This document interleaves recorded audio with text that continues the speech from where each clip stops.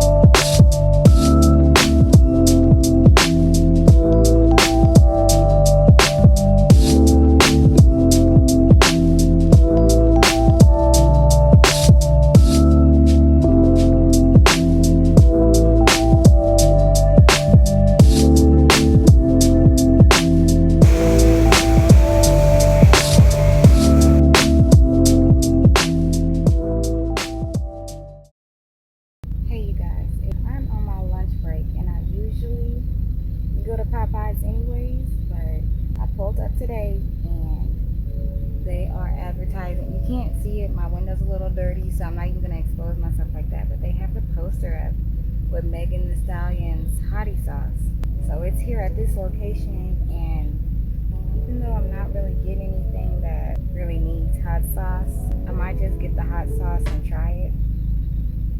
I really don't know. I ain't gonna do that. I'm gonna just wait till I order something that actually requires hot sauce. I'm in the mood for some popcorn shrimp, and I'm perfectly fine with the cocktail sauce for that. I do like it a little spicy, so I'll also use blackened ranch, but the hottie sauce, I'm gonna have to pass on it for this particular cuisine today.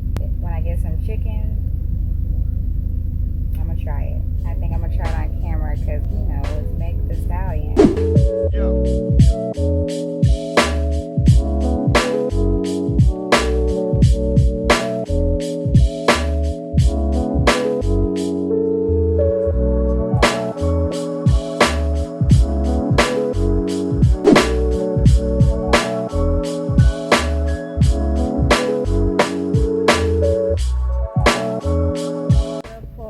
Is one of my favorite restaurants from the customer service to just how freaking flawless the food is. It blows my mind. I'm never disappointed. I highly recommend that restaurant if and you enjoy you some good old fresh fashion chicken. Like, yes. Hello.